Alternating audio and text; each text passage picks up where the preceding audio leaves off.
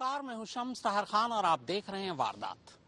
किसी का कत्ल हो जाए तो वो सिर्फ एक बार मरता है, मगर किसी की आबरू लूट ली जाए या फिर किसी के चेहरे पर तेजाब फेंक कर उसका चेहरा बिगाड़ दिया जाए तो वो हर रोज मरता है, पूरी जिंदगी मरता है। दिल्ली में 17 साल की एक नाबालिग लड़की अपनी छोटी बहन के साथ स्कूल जा रही थी।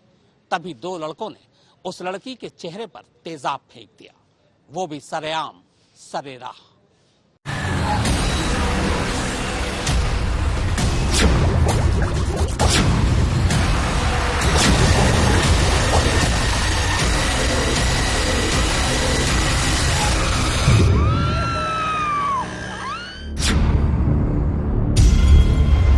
सीसीटीवी की ये तस्वीरें रोंगटे खड़े करने वाली हैं। तस्वीरें हैं दिल्ली के मोहन गार्डन इलाके की और वक्त है सुबह के 7:30 बजे। यहाँ पास ही रहने वाली दो बहनें रोज की तरह स्कूल जाने के लिए घर से निकली थी, लेकिन अभी दोनों ने चंद कदमों का फासला ही तय किया था कि बाइक पर आए दो नकाबपोश लड़कों ने दोनों बहनों में से एक 17 साल की बड़ी बहन के चेहरे पर अचानक एसिड अटैक कर दिया। जी हाँ, एसिड अटैक। एसिड यानी तेजाब के छींटे पड़ते ही लड़की का चेहरा बुरी तरह से झुलसने लगा। वो मदद के लिए चीखने चिल्लाने लगी, लेकिन इससे पहले कि लोग उसकी मदद के लिए मौके पर पहुंचते, वो बुरी तरह जख्मी हो चुकी थी और हमला करने वाले दोनों नकाबपोश शैतान मौके से फरार हो चुके थे।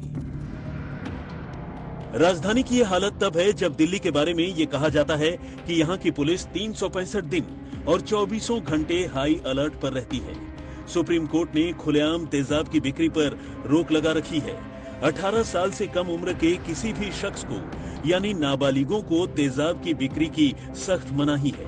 और तो और तेजाब बेचते वक्त दुकानदार के लिए हर खरीदार का नाम, पता और पहचान पत्र हासिल करना जरूरी है। ऊपर से एसिड अटैक के बढ़ते मामलों और इसके अंजाम को देखते हुए ऐसा करने वाले गुनहगारों को कम से कम 10 साल से लेकर ज्यादा से ज्यादा आजीवन कारावास यानी ताउम्र कैद की सजा दिए जाने का प्रावधान है। लेकिन फिर भी ऐसी वारदात मानो तमाम नियम कानूनों को मुंह चिढ़ाती है। वैसे तेजाब को लेकर मौजूदा कायदे कानून और इसकी कमियों पर आगे बात करेंगे, लेकिन पहले आइए दिल्ली की इस ताजा अफसोसनाक वारदात को एक बार ठीक से समझ लेते हैं।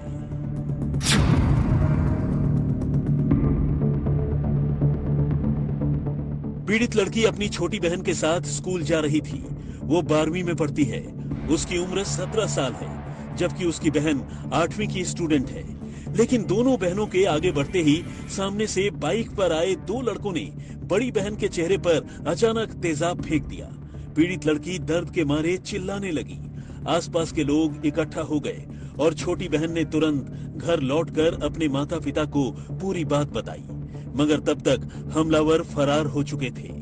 इधर इस वारदात के बाद घर वालों ने फौरन पुलिस को फोन करने की कोशिश की, लेकिन वो हर बार गलती से 100 नंबर पर कॉल करते रहे और फोन नहीं लगा। लेकिन बाद में उनके किसी रिश्तेदार ने जब उन्हें बताया कि अब 100 नंबर की जगह पुलिस की मदद के लिए नए नंबर यानी 112 पर कॉल करना जरूरी है, तब जाकर वो पुलिस से संपर्क करने में कामयाब हो सके। इसके बाद उन्होंने करीब 9 बजे पीसीआर को इस वारदात की खबर दी और पुलिस मौका वारदात पर पहुंची।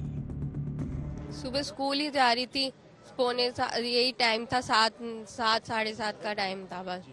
तो उसी टाइम स्कूल जा रही थी, बस यही मुड़ी है, बस वहीं पे। घर से कितनी दूर रही?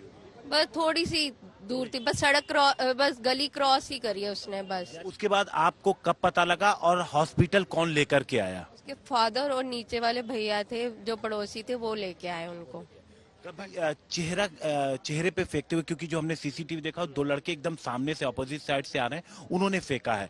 तो चेहरा कितना जला है, हम क्या कह सकते हैं, मतलब क्या बच्ची की कंडीशन कैसी है? अभी तो तकलीफ में है, अभी उठ ही नहीं पा रही है, जलन हो रही है अभी उसके फेस पे, गले तक गया है। हाँ जी, आंखें खुल नहीं पा रही, अभी सूजन है, अभी स्वेलिंग बहुत ज्यादा है। 7:29 पे दोनों मेरी बेटियां निकली स्कूल के लिए और 7:34 और 35 मिनट पे छोटी गुड़िया भागती हुई आई कि दीदी पे किसी ने एसिड फेंक दिया। उसके बाद फिर आप लोग क्या किए, पुलिस को कॉल किया और साथ साथ नहीं नहीं सर, पुलिस को कॉल हमें ये हो गया, हम 100 नंबर पे कॉल कर रहे हैं और 100 नंबर बदल गया है, वो बार बार फोन कटे जा रहा है। हम सोच रहे हैं हमारे फोन में कोई दिक्कत है, फिर हमारा दिमाग काम नहीं, हम सिर्फ हॉस्पिटल लेके गए, सिर्फ हॉस्पिटल। फिर हम लगभग 9 बजे के बाद हमारे जी है उन्होंने कहा नंबर चेंज हो गया, फिर हमने पुलिस में कंप्लेंट करी 100 नंबर। घर वाले फौरन अपनी बेटी को लेकर सफदरजंग अस्पताल पहुंचे, जहां डॉक्टरों ने उसका इलाज शुरू कर दिया। तेजाब से लड़की का चेहरा तो झुलस ही चुका था, तेजाब का कुछ हिस्सा लड़की की आंखों में भी जा चुका था। ऐसे में इस एसिड अटैक के इस घाव से वो लड़की कब तक और कितना उबर पाएगी, फिलहाल ये एक बड़ा सवाल है। घर से एक गली मतलब अपनी गली पार करते ही तो 5-6 मिनट के अंदर ये एक्सीडेंट हुआ है। जस्ट छोटी बेटी साथ गई थी, वो भागी हुई आई है। उसने बताया कि ऐसे 2 लड़के बाइक पे आए हैं, पूरा अपने आप को ढक के आए हैं और उन्होंने एसिड डाल के भाग गए। देखो ऐसा अब कैसे किसी का नाम ले लें, लेकिन कंफर्मेशन नहीं है। बाकी कार्रवाई हमने पुलिस वालों को कर दी है, बाकी वो बताएंगे। बच्चे की हालत बहुत नाजुक है, पूरे चेहरे पे उनके डाल दिया और दोनों आंखों में चला गया। सर बच्ची को कुछ नहीं पता लगा, मैंने पूछा है, वो कह रही है मुझे दिखे ही नहीं, जैसे मैं मुड़ी उन्होंने सीधा मेरी आंखों में मुंह पे डाल दिया, मेरी दोनों आंखों में चला गया। बच्ची स्कूल जा रही थी। डॉक्टर ने अब बाकी अपना ट्रीटमेंट करा, बाकी आइज वाले आएंगे वही देख के बताएंगे, क्योंकि दोनों आइज में पूरा चला गया। 12th क्लास में। स्कूल मत बोलिएगा सर अभी। आपकी बेटी ने कभी ये बताया हो कि कभी कोई तंग कर रहा हो, पीछा कर नहीं सर, कभी ऐसा कुछ, अगर ऐसा होता तो मैं उसको छोड़ के आता। वो रोज खुद मेट्रो पे दोनों बेटियां जाती है मेरी, कैसा कभी ऐसा कोई। बच्ची घर से अपनी छोटी बहन के साथ स्कूल जाने के लिए निकली ही थी, चंद कदम ही दूर गई थी कि अचानक से एक स्कूटी पर 2 लड़के आते हैं और उन्होंने उन जो बच्ची थी, जो बड़ी बच्ची जो 17 साल की है, जो 12वीं की छात्रा है, उसके ऊपर उन्होंने एसिड फेंका और उसके बाद वो वहां से फरार हो जाते हैं।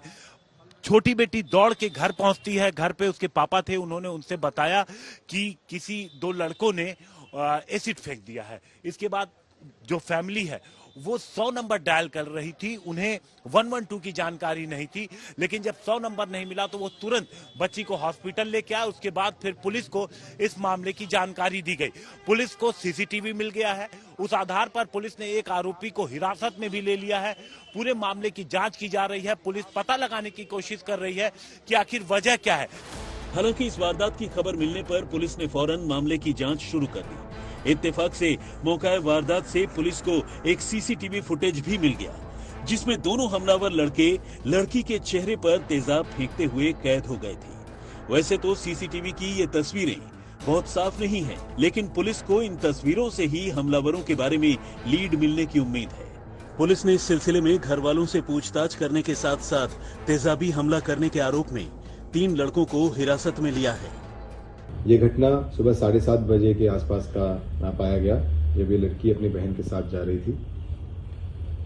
वो लड़की अभी अंडर ट्रीटमेंट है और 8% बर्न्स है, हॉस्पिटल में एडमिट है। Condition is stated to be stable. Multiple teams form कर दिए गए हैं और जितने भी लीड्स हैं सब पे कार्रवाई चल रहा है। अब सवाल यह है कि आखिर इस लड़की पर तेजाब से हमला क्यों हुआ?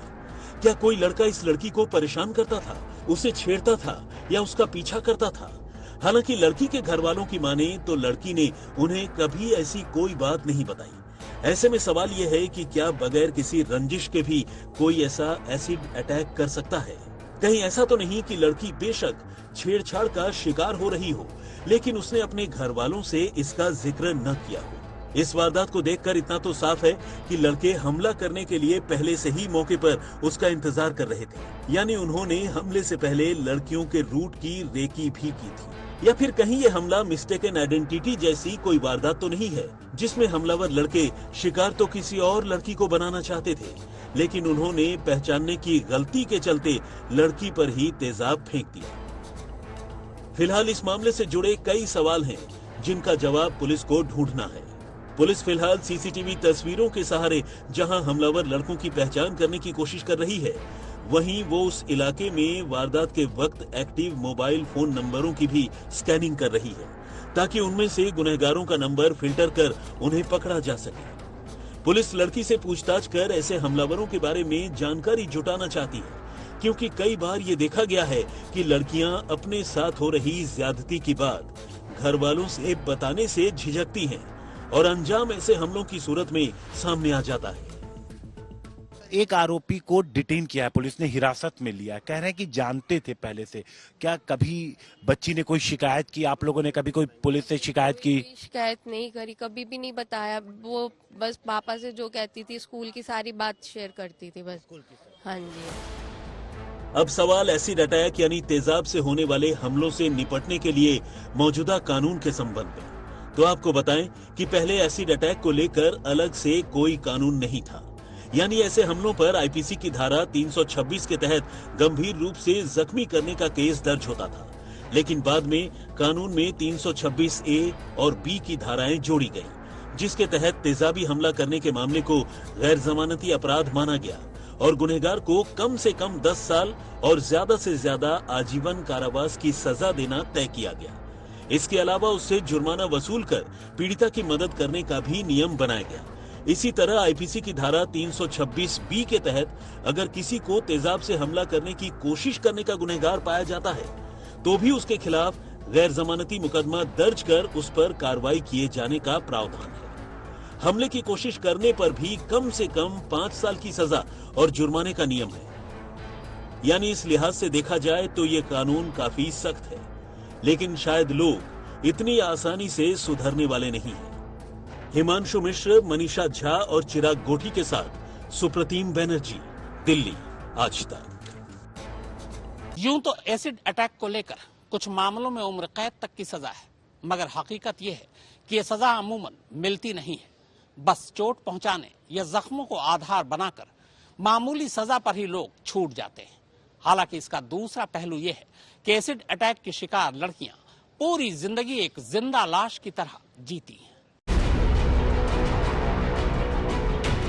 अब आइए आंकड़ों के जरिए एसिड अटैक के मामलों को समझने की कोशिश करते हैं। आइए ये देखते हैं कि देश में हर गुजरते साल के साथ एसिड अटैक के मामले बढ़ रहे हैं, कम हो रहे हैं या फिर जस के तस हैं। तो जवाब है, तमाम सख्ती और कायदे कानून के बावजूद एसिड अटैक के मामले कम नहीं हो रहे हैं। देश में साल 2014 में 203, 2015 में 222, 2016 में 283, 2017 में 252 और 2018 में 228 एसिड अटैक के मामले दर्ज किए गए। इसी तरह साल 2019 में कुल 249 मामले सामने आए, जबकि 2020 में 182 ऐसे केस रजिस्टर किए गए। यानी एसिड अटैक के मामलों में कोई कमी नहीं आई। इसी तरह अगर राज्यवार आंकड़ों की बात करें तो एसिड अटैक के मामलों में पश्चिम बंगाल का नंबर पूरे देश में सबसे ऊपर है। यानी ऐसे मामलों में बंगाल सबसे ज्यादा बदनाम है। साल 2021 के आंकड़ों के मुताबिक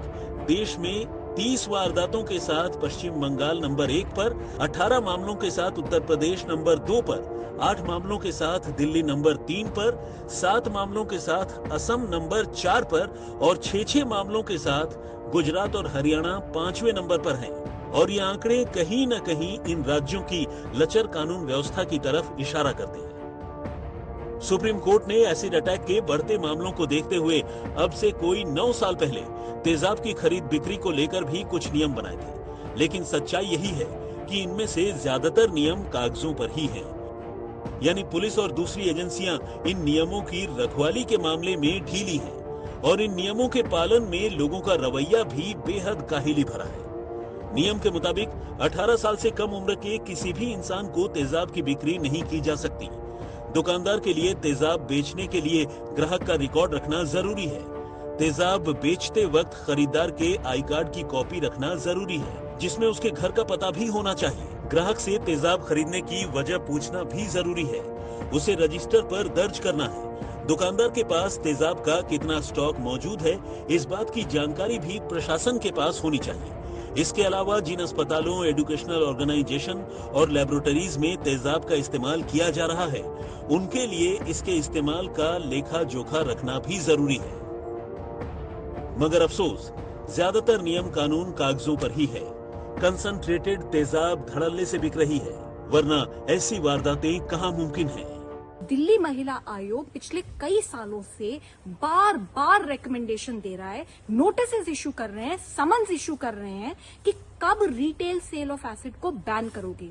आज दिल्ली की ये हालत है कि दिल्ली में कोई भी जाकर जैसे सब्जियां मिलती हैं ना, उस तरीके से कहीं से भी आसानी से एसिड खरीद के ले आता है और किसी के ऊपर भी डाल देता है। तो ये कब तक चलता रहेगा? क्यों सरकारें सो रही हैं और क्यों वो इसके ऊपर निर्णय नहीं लेती कि रिटेल सेल ऑफ एसिड को पूरी तरीके से बैन किया जाए? हिमांशु मिश्र, मनीषा झा और चिराग गोठी के साथ सुप्रतीम बनर्जी, दिल्ली आज तक।